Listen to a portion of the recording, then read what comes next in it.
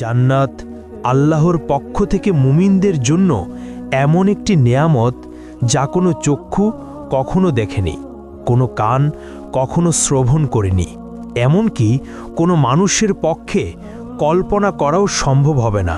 সোজা কথায় জান্নাতের তুলনা কেবল জান্নাত, দুনিয়ার কোনো কিছুর সাথে তার তুলনা হয় না।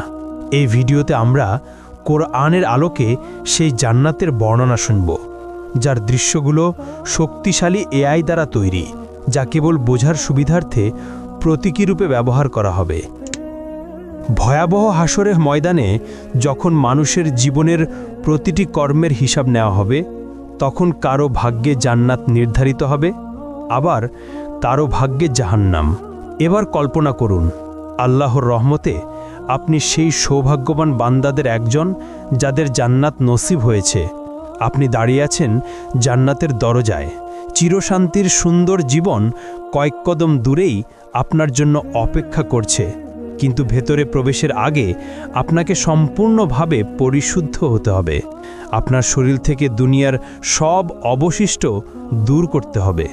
তখন আপনাকে বিশেষ এক নদীতে গোসল করানো হবে। সেই নদীর পানি আপনার সব দুর্বলতা ও ত্রুটি দূর করে ফেলবে। আপনার শরীরের সব লোম অদৃশ্য হয়ে যাবে, দাড়ি, গোঁফ, এমনকি শরীরের অন্যান্য পশমও উধাও হয়ে যাবে। ফলে আপনি হবেন ৩৩ বছরের টকবগে সুদর্শন মানুষ। কিন্তু এখনও আপনি পুরোপুরি প্রস্তুত নন, আরও কিছু ধাপ বাকি আছে। অতঃপর আপনার জন্য প্রস্তুত করা বিশেষ এক ঝর্ণা থেকে আপনি পানি পান করবেন। এতে আপনি হবেন সম্পূর্ণ পবিত্র, ভিতর থেকে এবং বাহির থেকে পুরোপুরি জান্নাতের জন্য প্রস্তুত। তারপর আপনি দাঁড়াবেন সেই ফেরেশতার সামনে, যার দায়িত্ব হলো আপনার জন্য দরজা খুলে যাওয়া। তার নাম হলো রিদওয়ান। যাই হোক, জান্নাতের দরজার কথা বলতে গেলে জান্নাতের মোট ৮টি দরজা রয়েছে। প্রতিটি দরজা দিয়ে মানুষ জান্নাতে প্রবেশ করবে ভিন্ন ভিন্ন আমলের ভিত্তিতে। আপনি কোন দরজাতে প্রবেশ করবেন তা নির্ভর করবে আপনার আমল ও এই দুনিয়ায় তুমি কেমন জীবন কাটালে তার উপর। জান্নাতের প্রতিটি দরজার আলাদা আলাদা নাম রয়েছে, তবে সবগুলোর উপরে একই বাক্য লেখা, লা ইলাহা ইল্লাল্লাহু মুহাম্মাদুর রাসূলুল্লাহ। যারা দুনিয়াতে নিয়মিত নামাজ আদায় করেছে তারা প্রবেশ করবে সালাত নামক দরজা দিয়ে। আর দ্বিতীয় দরজা রাইয়ান, যারা রোজা রেখেছে এই দরজা তাদের জন্য। তৃতীয় দরজা হলো সাদাকা দরজা, যারা সবসময় অল্প হলেও দান করেছে এই দরজা তাদের জন্য। চতুর্থ দরজা হলো জিহাদ দরজা, যারা আল্লাহর পথে সংগ্রাম করেছে তাদের জন্য এই দরজা। পঞ্চম দরজা হলো হজ দরজা, যারা মক্কায় গিয়ে হজ আদায় করেছে তাদের জন্য। ষষ্ঠ দরজা হলো কাজিমুল গাইজ দরজা, যারা সবচেয়ে কঠিন মুহূর্তেও নিজেদের রাগ নিয়ন্ত্রণ করেছে এই দরজা কেবল তাদের জন্য। সপ্তম দরজা হলো আমান দরজা, যারা হিসাব নিকাশ ছাড়াই জান্নাতে প্রবেশ করবে এই দরজা তাদের জন্য। আর অষ্টম দরজা হলো জিকির দরজা, যাদের হৃদয় সর্বদা আল্লাহকে স্মরণ করেছে এই দরজা তাদের জন্য। যখন জান্নাতীরা দাঁড়িয়ে থাকবে তাদের নিজ নিজ দরজার সামনে, তখন জান্নাতের দরজা খুলতে শুরু করবে। তখন আপনি অনুভব করবেন এক মৃদু উষ্ণ বাতাস আপনার মুখে লাগছে, এমন বাতাস আপনি কখনো অনুভব করেননি। তারপর সেই সুবাস এমন যে আপনার আত্মাকে ছুঁয়ে যায়, এত সুন্দর, এত অনন্য যে প্রায় আপনি মূর্ছা যাবেন। দুনিয়ার সবচেয়ে উৎকৃষ্ট সুগন্ধিও তার সাথে তুলনা করা যায় না। সব ব্যথা, অনুশোচনা আর দুঃখ আপনার ভেতর থেকে মুছে ফেলা হবে। বাকি থাকবে কেবল সুন্দরতম অনুভূতি, যাতে আপনি জান্নাতের নিয়ামত পূর্ণভাবে উপভোগ করতে পারেন। অবশেষে আপনি প্রবেশ করলেন জান্নাতে। কি শান্তি! আপনার জন্য সেখানে আছে জীবন, যার কখনো শেষ হবে না। আপনার জন্য আছে স্বাস্থ্য, ফলে আর কখনো অসুস্থ হবেন না। আপনার জন্য আছে যৌবন, ফলে আর কখনো বুড়ো হবেন না। আপনার জন্য আছে সুখ, ফলে আর কখনো দুঃখ পাবেন না। আপনি জান্নাতে প্রবেশ করতেই ফেরেশতারা আপনাকে স্বাগত জানাবে আর বলবে, আল্লাহর পক্ষ থেকে তোমার উপর শান্তি বর্ষিত হোক, স্বাগতম, এখানে চিরকাল থাকো। প্রথমে আপনাকে দেওয়া হবে প্রাসাদ, বাগান ও পুকুর সহ। তারপর আপনার হৃদয় যা চায় তাই আপনাকে দেওয়া হবে। একটিও বাদ যাবে না। হ্যাঁ বন্ধু, এটাই জান্নাত। এমন এক জায়গা যেখানে নেই কোনো দুঃখ, নেই কোনো ভয়, নেই বার্ধক্য, নেই ব্যথা। এমন এক জায়গা যেখানে রয়েছে সব সৌন্দর্য যা আপনি জানেন এবং জানেন না। আপনি বসবাস করবেন এমন ঘরে যা তৈরি হয়েছে সোনা ও রূপার ইট দিয়ে। মরক্কা হিসেবে ব্যবহার হয়েছে মিশক, কঙ্কর হলো মুক্তা ও রুবি, এবং মাটি হলো জাফরানের। আপনি ফিরে এসেছেন সেই জায়গায় যেখানে আপনার সৃষ্টি হয়েছিল প্রথমবার। অতঃপর ফেরেশতারা আপনার সাথে কথা বলবে। তারা জিজ্ঞেস করবে, সবে তুমি জান্নাতে প্রবেশ করেছ, এখন বলো তুমি কি চাও। উত্তরে আপনি বলবেন, আমি ইতোমধ্যেই আমার রবের অসংখ্য নিয়ামত ও উপহার দেখেছি, আমাকে আরেকটু সামনে যেতে দাও এবং আরও উপভোগ করতে দাও। তখন ফেরেশতারা উত্তর দিবে, এগুলো তো কেবল সূচনা, তুমি এখনো কিছুই দেখনি, এর চেয়েও মহান নেয়ামত তোমার জন্য অপেক্ষা করছে। অতঃপর আপনি এগিয়ে চললেন। আপনার সামনে উদিত হলো এক প্রাসাদ যা পুরোপুরি খাঁটি সোনার তৈরি। এর বারান্দাগুলো মুক্তার মতো ঝলমল করছে। আপনি যতই কাছে যান, কিছু দাসদাসী উপস্থিত হয়। তাদের রূপ যেন ছড়িয়ে থাকা মুক্তার মতো। তারা হাতে ধরে আছে রূপার থালা ও সোনার পাত্র। তারা সালামের মাধ্যমে আপনাকে অভ্যর্থনা জানায়। আপনিও সালামের জবাব দিলেন। আপনি সিদ্ধান্ত নিলেন এখানেই থেকে যেতে, কিন্তু ফেরেশতারা বলল, এর চেয়েও মহান নেয়ামত সামনে আছে, চলতে থাকো। ফলে অবাক হয়ে আপনি আবার হাঁটতে লাগলেন। এবার আপনি দেখলেন আরেকটি প্রাসাদ যা লালচে রুবি দিয়ে গড়া, এত পরিষ্কার আর উজ্জ্বল যে বাহির থেকে ভিতরের অংশ দেখা যায়। তারপর আপনি তার ভেতরে প্রবেশ করলেন। ভেতরে আছে ৭০,০০০ কক্ষ, অপূর্ব সৌন্দর্য ভরা, যাতে আপনার আত্মা ও দেহ আনন্দে আপ্লুত হয়ে উঠল। প্রতিটি কক্ষে সাজানো আছে খাবারের থালা, ফল, মাংস, পানীয়, সবই আপনার রবের পক্ষ থেকে অসাধারণভাবে প্রস্তুত। তখন আপনি একটি ফলে কামড় দিলেন, তা আপনাকে মনে করিয়ে দেয় আপনার জীবনের প্রিয় সব স্বাদ। তবুও স্বাদটি একেবারেই নতুন, এর আগে কখনো অনুভব করেননি। আপনি এক চুমুক পানীয় পান করলেন, ফলে আপনার হৃদয় ভরে উঠে অবর্ণনীয় সুখে। হঠাৎ একটি দরজা খুলে গেল। ভেতরে প্রবেশ করল আপনার প্রিয়জনেরা, আপনার মা, বাবা, প্রিয়তমা স্ত্রী আর সন্তানেরা। আর কি চাই! আনন্দে আপনার নিঃশ্বাস আটকে যাওয়ার মতো অবস্থা। যেসব মুমিনদের সাথে আপনি পৃথিবীতে চলাফেরা করতেন, তারাও এখন আপনার পাশে। তাদের দেহ ঝলমল করছে আর মুখে সুন্দর হাসি। চতুর্দিকে প্রাসাদ, বৃক্ষ, নদী আর নিয়ামত, সব কিছু কেবল আপনার জন্যই সাজানো। এক সীমাহীন জগৎ যার কোনো সীমানা নেই। অতঃপর ফেরেশতারা আপনাকে পোশাক পরাবে, জান্নাতের জন্য বানানো বিশেষ পোশাক, সবুজ রঙের, সিল্কের মতো হালকা কিন্তু সমৃদ্ধ কারুকার্যময় ব্রোকেডের মতো ভারী। সেই পোশাকে আছে ৭০টি স্তর, প্রতিটি স্তর ভিন্ন রঙে সজ্জিত। পুরো পরিবেশ যেন এক উৎসব, যা শুধু আপনাকে স্বাগত জানানোর জন্য। শান্ত, প্রশান্ত, অসংখ্য দাসদাসী পাশে প্রস্তুত, যে কোনো মুহূর্তে সেবা দেওয়ার জন্য। আপনি বিস্ময়ে ভাবলেন, এখন আমি কি করব, কোথায় যাব? তখন এক আয়োজন শুরু হলো। একটি মেষ আনা হলো এমন এক জায়গায় যা জান্নাতবাসী ও জাহান্নামবাসী উভয়ই দেখতে পায়। কিন্তু এই মেষ সাধারণ প্রাণী নয়, এর নাম মৃত্যু। এরপর যা ঘটে তা আপনার হৃদয়কে চিরস্থায়ী শান্তির আরও কাছাকাছি নিয়ে যায়। একটি ঘোষণা শোনা যায়, হে জান্নাতবাসীগণ, তোমরা জানো এটি কে? তখন জান্নাতবাসীরা মাথা তোলে এবং বলে, হ্যাঁ, এটি মৃত্যু। অতঃপর আবার ঘোষণা হয়, হে জাহান্নামবাসীগণ, তোমরা জানো এটি কে? তখন জাহান্নামবাসীরাও মাথা তোলে এবং বলে, হ্যাঁ, এটি মৃত্যু। এরপর একজন ফেরেশতা সেই মেষকে কোরবানি করল, ফলে মৃত্যুর মৃত্যু হলো এবং ঘোষণা দেওয়া হলো, হে জান্নাতবাসীগণ, তোমরা এখনো চিরকাল বাঁচবে, তোমাদের আর মৃত্যু নেই। হে জাহান্নামবাসীগণ, তোমরাও চিরকাল থাকবে, তোমাদের জন্যও আর মৃত্যু নেই। হ্যাঁ বন্ধু, এখন আর মৃত্যু নেই। আপনি আর কখনো অসুস্থ হবেন না। আপনি চিরকাল বাঁচবেন। আপনার আর মৃত্যু নেই। জান্নাতবাসীদের জন্য এটাই হলো চিরন্তন আনন্দ, শান্তি ও নিয়ামতের সময়। যদি আপনি এই জীবনে বিবাহিত হন এবং উভয়ই জান্নাতে প্রবেশ করেন, তাহলে আপনাদের বন্ধন আবার ফিরিয়ে দেওয়া হবে, কিন্তু এবার আর কখনো আলাদা হতে হবে না। যেই স্বামী বা স্ত্রী জান্নাতে উচ্চ মর্যাদা পাবে, অন্যজনকেও সেই স্তরে তুলে দেওয়া হবে। সেখানে থাকবে না কোনো ঝগড়া, না হৃদয় ভাঙা, না বিশ্বাসঘাতকতা। থাকবে শুধু খাঁটি ভালোবাসা, যা প্রতি মুহূর্তে আরও গভীর হবে।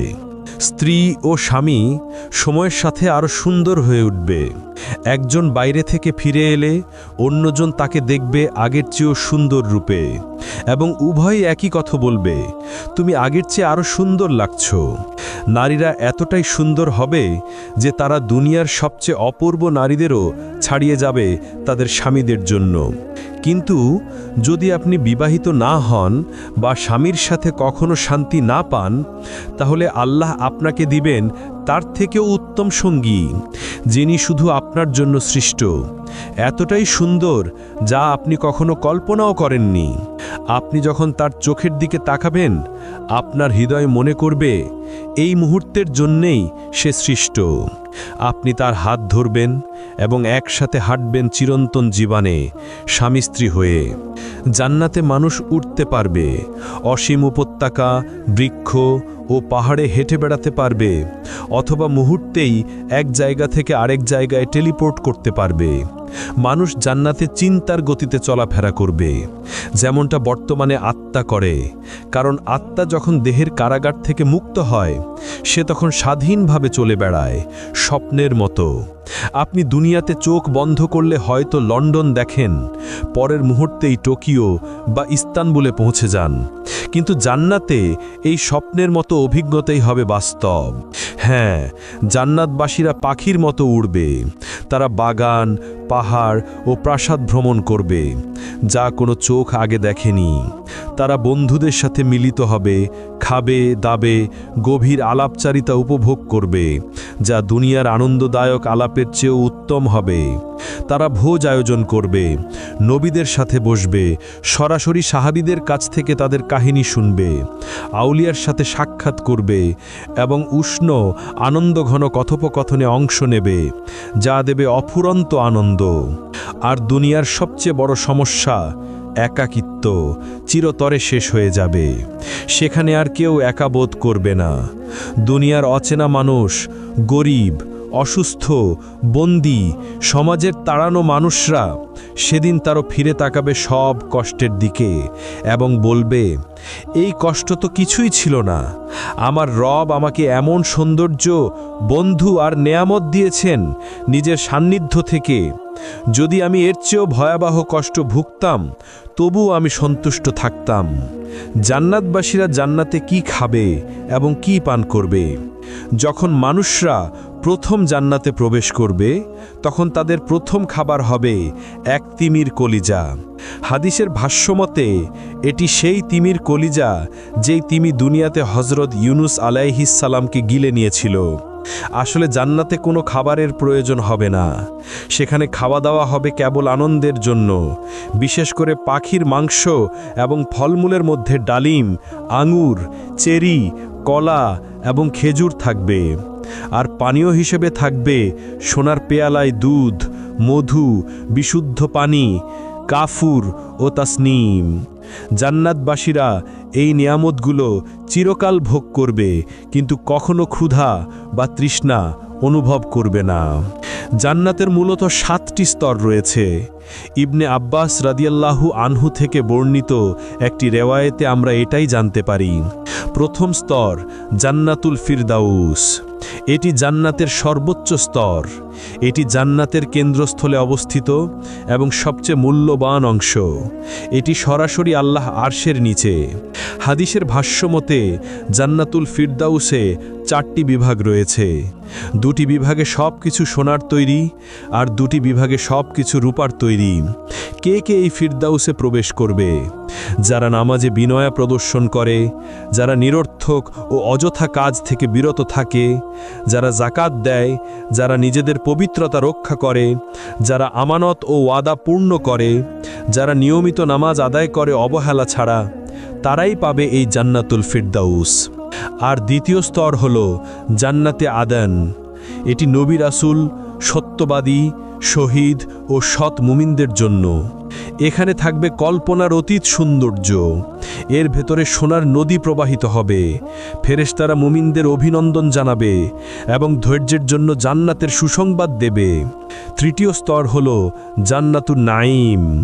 এটি নেয়ামত ও শান্তিতে পূর্ণ এক জান্নাত। যা মুমিন চাইবে সব কিছু সেখানে থাকবে। তারা আল্লাহর অনুগ্রহে চিরস্থায়ী আনন্দে বসবাস করবে। আর চতুর্থ স্তর হল দারুল খুলুদ, বিশ্বাসীদের জন্য চিরন্তন সুখের আবাস। এখানে কোনো ভয় বা দুঃখ থাকবে না। অসংখ্য নেয়ামতে পরিপূর্ণ হবে এর অধিবাসীরা। পঞ্চম স্তর হল জান্নাতুল মাওয়া, বিশেষভাবে শহীদদের জন্য প্রস্তুতকৃত জান্নাত এটি। তারা সেখানে আল্লাহর অফুরন্ত নেয়ামত উপভোগ করবে এবং চিরন্তন সুখে থাকবে। আর ষষ্ঠ স্তর হল দারুস সালাম, বিশ্বাসীদের জন্য চিরন্তন শান্তি ও নিরাপত্তার জান্নাত, যেখানে থাকবে না কোনো ভয়, দুঃখ কিংবা কোনো মন্দ কিছু। সপ্তম স্তর হল ইল্লিয়ুন, উচ্চ ও মহান স্থান, যেখানে আল্লাহর নিকটবর্তী ফেরেশতারা এবং সৎ মুমিনরা অবস্থান করবে। তাদের মুখমণ্ডল থেকে নির্গত আলো সমস্ত জান্নাতকে আলোকিত করে তুলবে।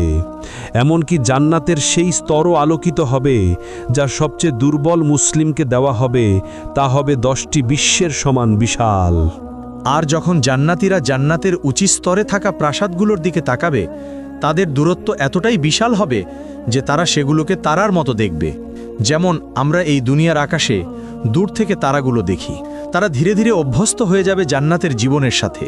চারপাশে থাকবে অমর যুবক খিদমতগাররা, যারা সবসময় তাদের সেবায় প্রস্তুত। তাদের আনন্দ দেওয়ার জন্য এবং সেবা করার জন্য আল্লাহ হুরগণকে সৃষ্টি করেছেন। তারা এতটাই পবিত্র যে কোনো মানুষ বা জিন তাদের স্পর্শ করেনি আগে।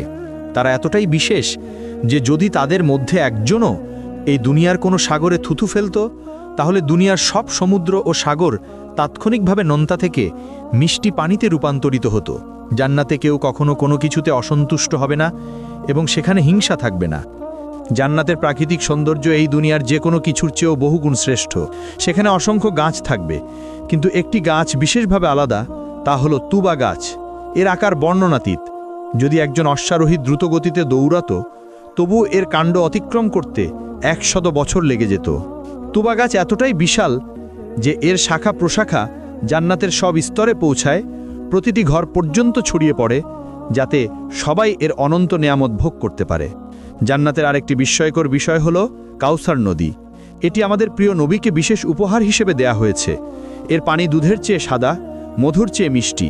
এটি প্রবাহিত হয় আল্লাহর আরশের নিচ থেকে সিদরাতুল মুনতাহা হয়ে, তারপর জান্নাতুল ফিরদাউসের ভেতর দিয়ে অবশেষে জান্নাতের প্রতিটি স্তরে পৌঁছে যায়। এই নদীর ঘ্রাণ ও স্বাদ আমাদের আজকের কল্পনারও অতীত। কাউসার নদী ছাড়াও জান্নাতে থাকবে বিশুদ্ধ পানির নদী, যা কখনো নষ্ট হবে না। দুধের নদী, যার স্বাদ কখনো পরিবর্তিত হবে না। মদের নদী, যা পানকারীদের আনন্দ দেবে কিন্তু কোনো নেশা সৃষ্টি করবে না। এবং খাঁটি মধুর নদী। জান্নাতে এক কোমল বাতাস বইবে যখনই আমরা চাইব।